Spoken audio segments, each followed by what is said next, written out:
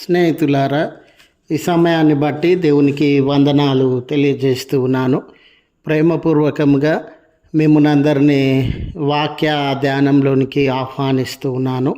నరహంతకుడు అనే ఆలోచనను మీతో కూడా పంచుకోవడానికి ఇష్టపడుతూ ఉన్నాను కనుక దేవుని యొక్క వాక్యమును మీరు ముగింపు వరకు ఆలకించాలని మీ కుటుంబ సభ్యులతోనూ తోటి విశ్వాసులతోనూ ఈ వీడియో షేర్ చేసుకోవాలని మీ ప్రార్థన మనవులు ఎట్టివైనను కామెంట్స్ రూపంలో తెలియజేయండి.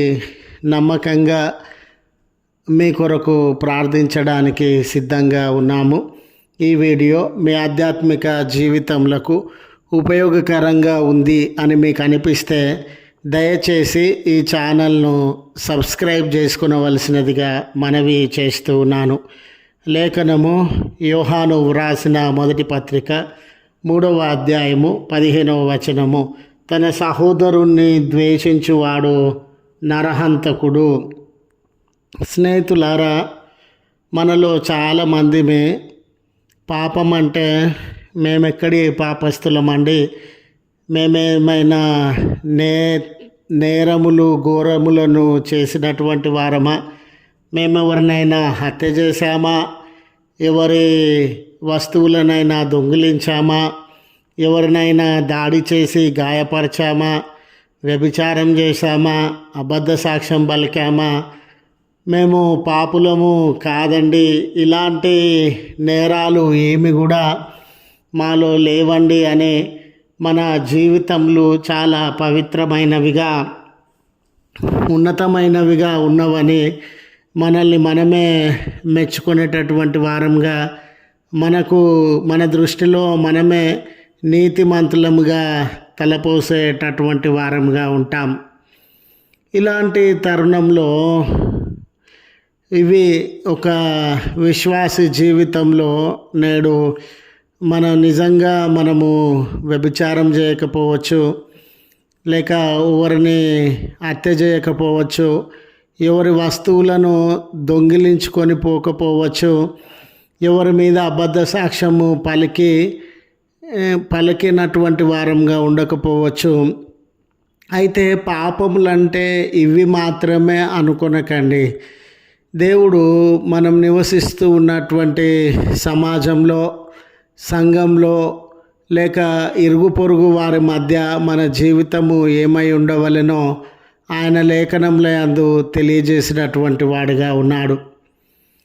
మన ఇరుగు పొరుగు వారితో ప్రేమ కలిగి ఉండాలని, సమాధానం కలిగి ఉండాలని, మానవత్వపు విలువలను ప్రదర్శిస్తూ మానవత్వపు విలువలను, మమకారాన్ని నలుగురికి పంచేటటువంటి వారంగా ఉండాలని ఆశ కలిగినటువంటి దేవుడుగా ఉండినాడు.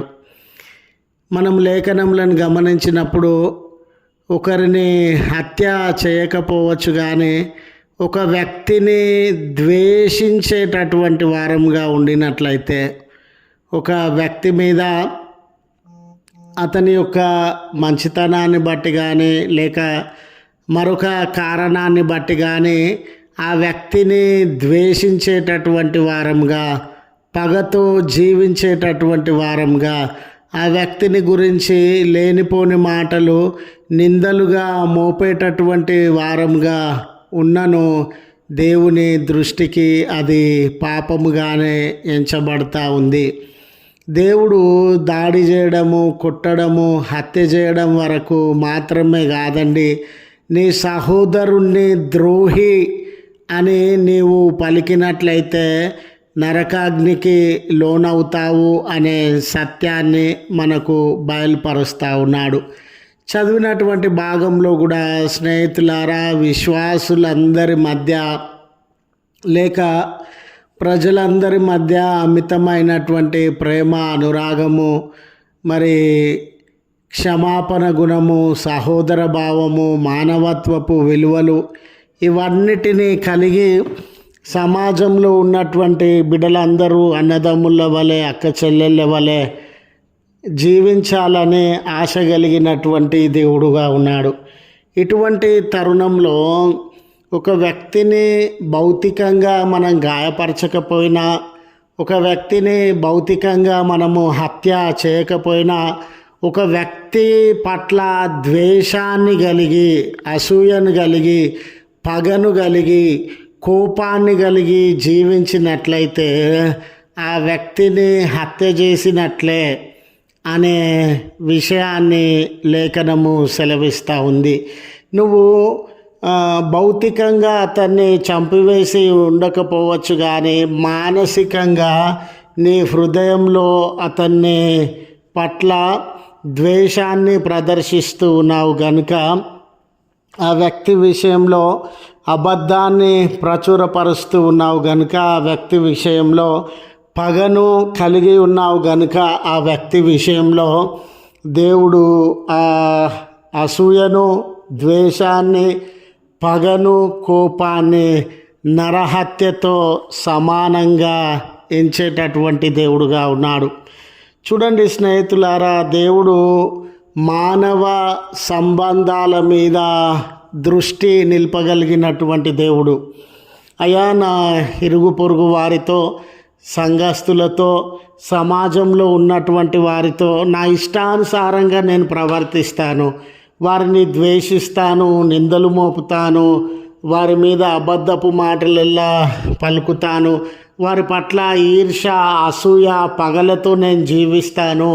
కానీ నిన్ను వెంబడించేవాడనుగా ఉంటాను, నిన్ను ప్రేమించేవాడనుగా ఉంటాను, నిన్ను ఆరాధించేవాడనుగా ఉంటాను, నీవే నా దేవుడవని సాక్ష్యం ఇచ్చేటటువంటి వాడనుగా ఉంటాను అని పలికితే దేవుడు మెచ్చుకునే దేవుడు కాదండి.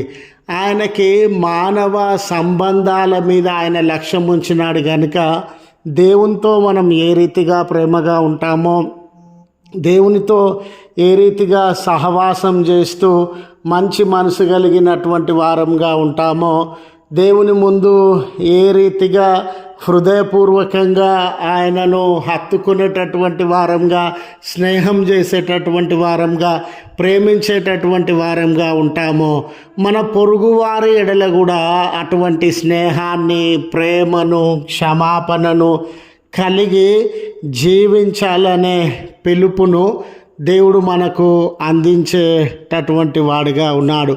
ఈరోజు స్నేహితులారా, మన జీవితంలో ఆరాధికులుగా మనం ఉండవచ్చు, ప్రార్థనా పరులుగా మనం ఉండవచ్చు, చర్చికి వెళ్ళేటటువంటి వారంగా మనం ఉండవచ్చు, మంచి మంచి సేవా పరిచర్యలను లేక లేఖనములను చదవడము, బోధించడము, పాడడము, ఎలాంటి స్థితిలోనైనా మనం ఉండవచ్చు.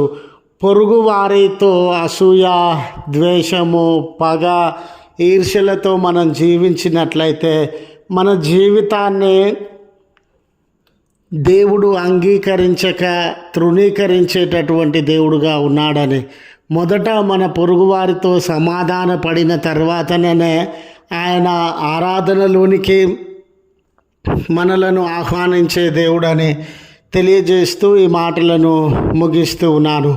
ప్రార్థించుదము. కృపగల తండ్రి, ప్రేమగల మా దేవ, నీ పరిశుద్ధ నామమునకు వందనాలు చెల్లిస్తూ ఉన్నాం.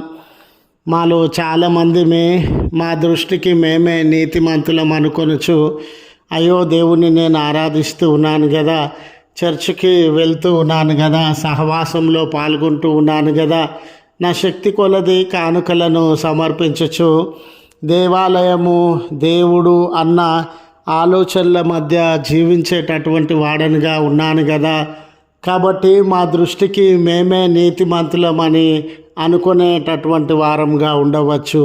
అయితే తండ్రి, మీరు మానవ సంబంధాల మీద దృష్టి నిలిపినటువంటి దేవుడవు.